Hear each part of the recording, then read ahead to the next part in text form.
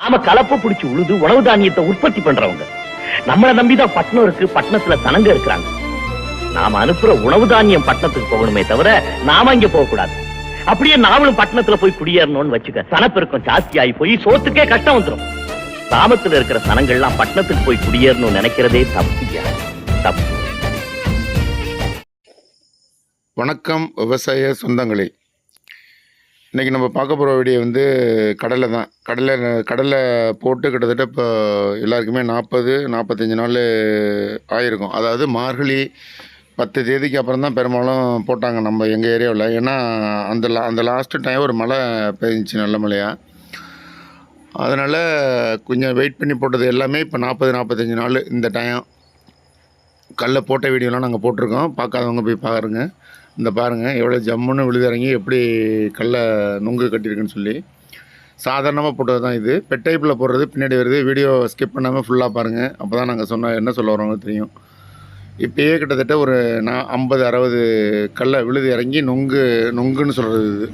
இந்த மாதிரி இறங்கிடுச்சு. இன்னமும் கொஞ்சம் விழுது இறங்குறதுக்கு வாய்ப்பு இருக்குது. அதாவது இது கடலை நம்ம போடும்போது நம்ம அந்த வயலை வந்து கருது அறுத்துட்டு சில பேர் வந்து குறுகிய கால நெல் நட்டுட்டு சம்பா தளடி நட்டுட்டு அதுக்கப்புறம் கடலை போடுவாங்க. அதெல்லாம் கண்டிப்பாக இந்த அளவுக்கு ரிசல்ட் எதிர்பார்க்க முடியாது. இது வந்து நம்ம அதாவது இதுக்கு முன்னாடி போகும் ஒரு 2 மாதம் சும்மா கிடக்குறது, தரிசு கிடக்கிறது. அப்போங்க நம்ம நல்லா அதாவது குருவை நட்டுட்டு கூட நம்ம தரிசு போடலாம். இல்லைனா உளுந்து வரைச்சிட்டு தரிசு கிடக்கிற வயலில் தான் நம்ம அதிகபட்ச விளைச்சலை எதிர்பார்க்க முடியும். எதுவுமே அதாவது தரிசு கிடந்துச்சு, சனப்பு தக்க பூண்டு விரைச்சி நல்லா எருவடிச்சு, அதுக்கப்புறம் சாணி எருவு ஏக்கருக்கு ஒரு 4 டிப்பரு அந்த மாதிரி அடித்து அதில் நல்லா கலப்பையால் உழவு செஞ்சு, கடைசி உழவு ரொட்டேட்டால் செஞ்சு, அதுக்கப்புறம் கடைசி சாதாரண மாட்டு கலப்பையில் போட்டது தான் நீங்கள் இப்போ பார்த்துக்கிட்டு இருக்க வீடியோ. இது இப்போது 45 நாளில் மண் அணைச்சாச்சு. மண் அணைச்சப்போ வந்து கடலை போட்டப்போ வந்து நம்ம விதை நிறுத்தி பண்ணி போடணும், அதெல்லாம் நான் ஏற்கனவே சொல்லியிருக்கோம். அதை இருந்தாலும் இப்போது விதை நிறுத்தி கண்டிப்பாக பண்ணி போடுங்க. ஏன்னா நிறைய பேர் கடலை செடி படுது, அதுக்கு என்ன காரணம்னு தெரியலன்னு சொல்லி நிறைய பேர் கேட்குறாங்க. கடலை செடி படுறதுக்கு முக்கிய காரணம் வந்து விதை நிறுத்தி பண்ணது தான். நீங்கள் ட்ரைகோடர்மா விரிடி 4 கிராம் இல்லைனா சூடோமோனஸ் இதெல்லாம் வந்து எல்லா இடத்துலையும் கிடைக்கிது. இதை நம்ம கலந்து விதை நிறுத்தி பண்ணி போட்டிங்கன்னா எந்த கடலை செடி படுற வேலையே இருக்காது. நம்ம கடலை செடி இந்த பாருங்கள், இந்த இப்போ சுத்தமாக தர தெரியாத அளவுக்கு வந்து மூடிடுச்சு. இந்த மாதிரி இருந்துச்சுன்னா தான் நமக்கு கடலை ஈல்டு நல்லா வரும். நீங்கள் ஏனோ தானோன்னு போட்டிங்கன்னா கடலை செடி நிறைய பட்டு போயிடும், அந்த இடம் வெப்பலாகிடும். அது ஒரு டைப்பு முக்கியமான ஒன்றா தான். அதில் 2வது இது பெட் டைப்பாக இருந்தாலும் சரி, எந்த டைப்பாக எதாக இருந்தாலும் நீங்கள் நான் சொன்ன மெத்தடில் நல்லா உரம் பண்ணி கலப்பையில் உழுது போட்டுருவீங்க. அடுத்தது நம்ம ரசாயன உரம் நீங்கள் போட்டு செய்யணும் அப்படின்னு நினைக்கிறவங்க வந்து டிஏபி இல்லைன்னா பேக்டம்பாஸு ஏதோ அடி உரம் ஏதோ ஒன்று எடுத்துக்கிட்டு, அதுக்கப்புறம் பொட்டாஷ் நீங்கள் ஒரு ஏக்கருக்கு ஒரு 40 கிலோ இல்லைனா ஒரு 50 கிலோ ஒரு முட்டை கூட போட்டுக்கலாம். அந்த மாதிரி கலந்து வீசிட வேண்டியது. இந்த ஃபஸ்ட்டு வந்து நம்ம ஒரு 20-25 நாளில் வந்து ஒரு களை எடுக்கலாம், பில்லு ரொம்ப இருந்துச்சுன்னா. சில பேர் கூட வந்து டைரெக்டாக 35-40 நாளில் ஒரே களையை கூட எடுத்தவங்களையும் நான் பார்த்தேன். களைக்கொல்லி அடிக்கிறவங்க அது ஒரு வகையில் உள்ளது. களைக்கொல்லி அடிக்க வேண்டியதில்லை கூடுமான வரைக்கும். ஏன்னா பில்லு கம்மியாக இருந்துச்சுன்னா ஒரே களையை நீங்கள் எடுத்துட்டுறலாம். எடுத்துகிட்டு மண் அணைக்கும் போது மட்டும் ஜிப்சம் கண்டிப்பாக போட்டுறணும். ஜிப்சம் வந்து ஏக்கருக்கு ஒரு 150 கிலோ. அப்புறம் இப்போ இந்த பட்டம் வந்து இந்த பச்சை புழு இருக்குது பாருங்கள், இந்த புழு மட்டும் இப்போது பகல்லையே வந்து உட்காந்து தின்னுட்டு உட்காந்துருக்கு. இது கொஞ்சம் குறைய ஆரம்பிச்சிருச்சு. அதிகமாக இருந்துச்சு, ரொம்ப அதிகமாக தின்னுட்டு வெறும் காம்பாக இருந்துச்சுன்னா நம்ம மருந்து அடிக்கலாம். அந்த குளோரிபைபாஸ் இந்த மாதிரி ஏதாச்சும் ஒரு மருந்து அடிச்சுடலாம், ரொம்ப பவர் இல்லாமல். அப்படி இல்லைன்னா தெளிய ஆரம்பிச்சிருச்சுன்னா விட்டுறலாம். கூடுமான வரைக்கும் இந்த பட்டத்துக்கு மருந்து அதிகமாக தேவைப்படாது. இப்போதைக்கு இந்த மருந்தை கவனிச்சுக்கோங்க. அதாவது அதிகமாக தெரிஞ்சிச்சுன்னா மருந்து அடிக்கலாம், இல்லைன்னா தேவையில்லை.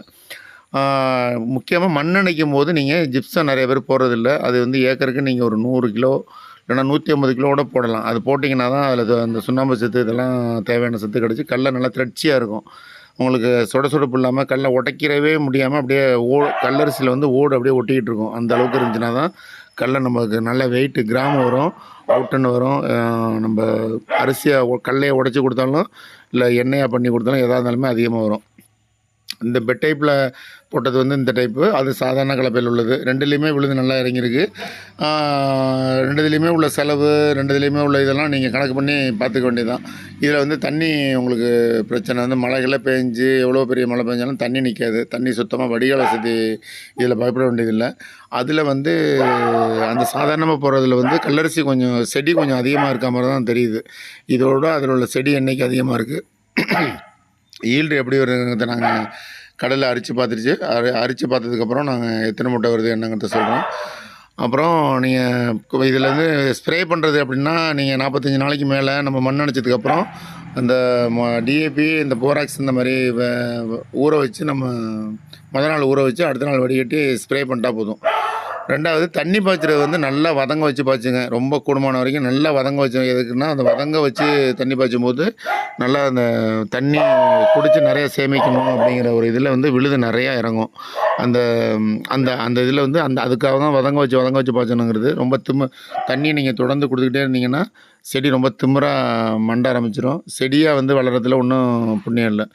நல்லா வதங்க வச்சு, அதாவது ஒரு தீக்குச்சியை கொளுத்தினா கூட எரியும் அப்படிங்கிற அளவில் நீங்கள் வதங்க வைக்கணும். இந்த மாதிரிலாம் பண்ணிங்கன்னா அதிகபட்ச ஈல்டு நம்ம 45 மூட்டை 50 மூட்டை கண்டிப்பாக எடுக்கலாம். செலவு அதிகமாக வரதுனால நம்ம விளைச்சல் அதிகமாகிச்சுனா தான் நம்மளால் லாபத்தை பார்க்க முடியும். இந்த மாதிரி நடைமுறையில் பின்பற்றி அதிக லாபம் பெற வேண்டுகிறோம். இதில் ஏதாவது டவுட்னா கமெண்ட் பண்ணுங்கள். மீண்டும் ஒரு நல்ல வீடியோவில் நல்ல தகவலுடன் சந்திப்போம். வீடியோ பிடிச்சிருந்துச்சுன்னா லைக் பண்ணி ஷேர் பண்ணுங்கள். கடல வெரைட்டிஸ் வந்து இது G7, இன்னொன்று வந்து விருத்தாச்சலம் 10 போட்டிருக்கோம். அதை விருத்தாச்சலம் 10ங்கிறதோட இந்த G7 தான் நம்ம ஏரியாவுக்கு சூப்பராக இருக்குது. நல்லாவும் விளைச்சல் அதிகமாக இருக்குது. அந்த ஃபஸ்ட்டில் பார்த்தீங்களா அதுதான் G7. இது இந்த மாதிரி நீங்கள் என்ன கடலை போட்டிருந்தீங்கனாலும் சரி, அது கதிரி 1812 இல்லை வெஸ்டர்ன் 44ன்னு ஒன்று போட்டிருக்காங்க. எந்த கடலை போட்டுருந்தாலும் இந்த மாதிரி நடைமுறையை பின்பற்றி பயன்பெற வேண்டுகிறோம். மீண்டும் ஒரு நல்ல தகவலுடன் சந்திப்போம். நன்றி, வணக்கம்.